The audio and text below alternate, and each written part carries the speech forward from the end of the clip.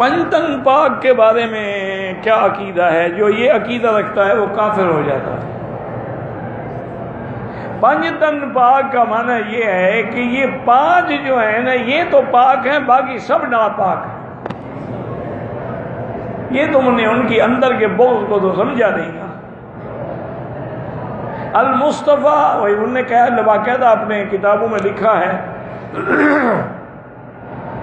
المصطفیٰ والمرتضیٰ ابناہما والفاطمہ، کہ حضور حضرت علی، حسن، حسین اور بی بی فاطمہ سے یہ پنجتن پاک۔ اچھا ایسے بدبخت ہیں کہ حضرت علی کی بیٹی کلثوم کا نام نہیں لیتے، حسن حسین کا نام لیتے ہیں، لیکن بی بی کلثوم کیوں؟ اگر نام لیں تو وہ تو حضرت عمر کی بیوی بنی، عمر کو داماد باندھنا پڑے گا، اس لیے یہ کلثوم بیوی کا نام ہی نہیں لیتے۔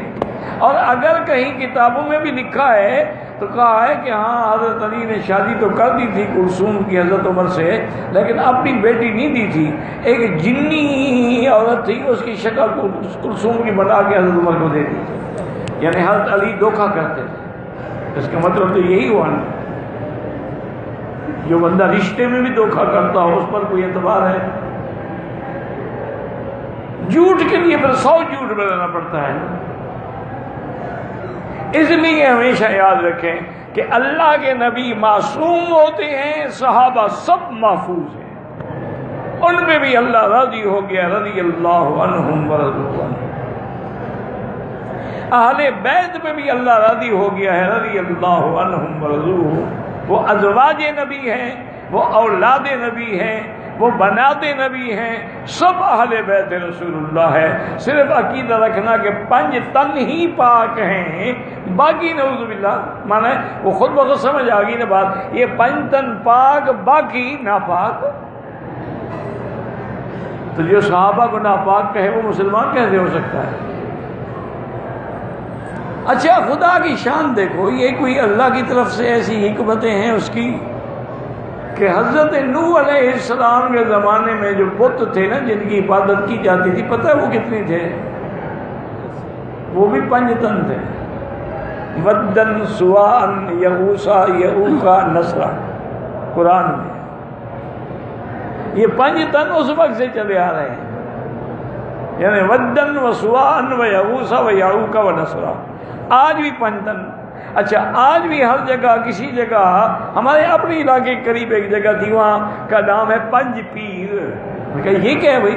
کہتے جی 5 پیر تھے، ان کی تابوت دریا میں سیل میں آ گیا تو یہ ہم دفن کے وقت 5 پیر کٹھے دفن ہیں۔ میں نے کہا یار دور دور تو دفن کرتے، کبھی پیر لڑ پڑے پھر کیا کرو گے؟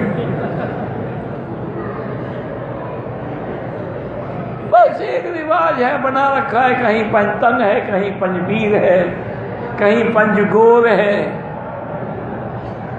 بس اللہ ہدایت دے، دعا کرو، مکے میں آئے ہوئے ہو دعا کرو، اللہ ہر کلمے پڑھنے والے کو ہدایت دے، اللہ سب کا عقیدہ صحیح کرے، اللہ جو لوگ شیعت میں، رفض میں، پرویزیت میں، قادیانیت میں، فتنہ انکار حدیث میں مبتلا ہیں ان کو بھی ہدایت دے۔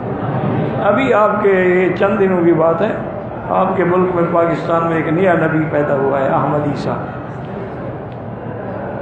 چلو پھر آپس میں ٹکرائیں، مرزائیوں سے لڑیں، ہم دونوں اس کو مانتے ہیں نا اس کو۔